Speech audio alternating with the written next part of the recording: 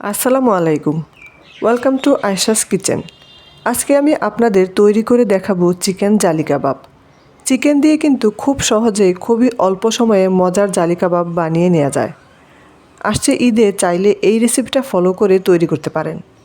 ইনশাল্লাহ ভালো লাগবে এইটুকু বলতে পারি। চলুন দেখে নেওয়া যাক কীভাবে তৈরি করতে হয়। আজকের এই রেসিপির জন্য আমি এখানে 250 গ্রাম মুরগির মাংস ছোট ছোট টুকরো করে কেটে নিয়েছি। এখন এগুলোকে আমি ব্লেন্ড করে নেব। আর চিকেনগুলোকে আমি রাফলি ব্লেন্ড করে নিয়েছি, একদম স্মুথলি ব্লেন্ড করিনি, জাস্ট কিমা টাইপের করে নিয়েছি যাতে করে একটু আস্তে আস্তে দানা দানা থাকে। আর এটা খাওয়ার সময় মুখে পড়লে কিন্তু খেতে ভালো লাগে।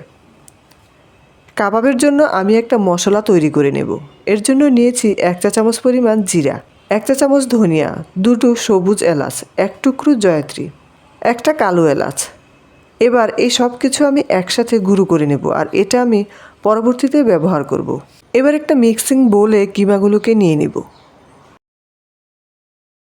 1 কাপ দিচ্ছি পেঁয়াজ কুচি, 3টা কাঁচামরিচ কুচি, 2 টেবিল চামচ আদা ও রসুনের পেস্ট, 1 চা চামচ মরিচের গুঁড়া, হাফ চা চামচ গরম মশলার গুঁড়া, 1 চা চামচ যে মশলাটা গুঁড়া করে রেখেছিলাম, স্বাদ মতো দিচ্ছি লবণ, 1 কাপ পেঁয়াজ বেরেস্তা। এবার দিচ্ছি 2 টুকরো পাউরুটি, আমি পানিতে ভিজিয়ে হাত দিয়ে খুব ভালোভাবে চেপে নিয়েছি। ডিম দিচ্ছি 1টা। এবার সব কিছু খুব ভালোভাবে মিশিয়ে নিব।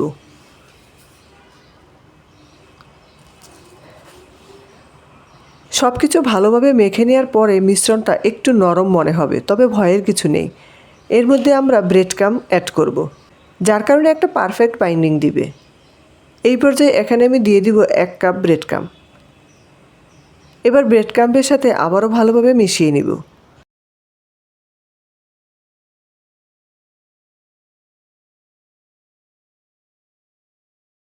সব কিছু মিশিয়ে নেওয়ার পরে দেখতেই পাচ্ছেন খুব সুন্দর একটা বাইন্ডিংস চলে এসেছে।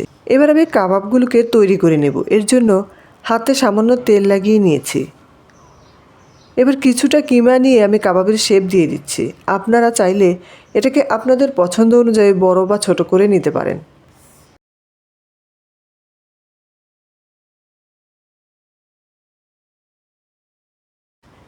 এরই মাঝে আমার সবগুলো কাবাব বানানো হয়ে গিয়েছে।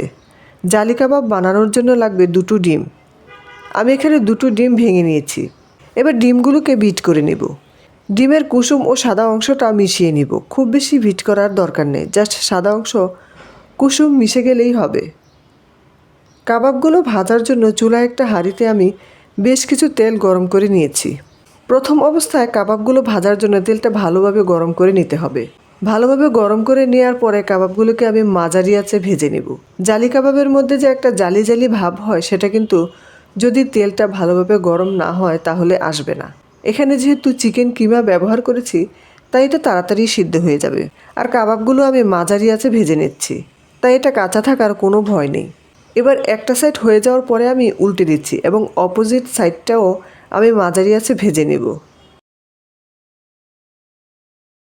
এরই মাঝে আমার 2টো সাইড ভাজা হয়ে গিয়েছে। এখন আমি এগুলোকে তুলে ফেলবো আর এইভাবে করে আমি বাকি কাবাবগুলোকেও ভেজে নেব।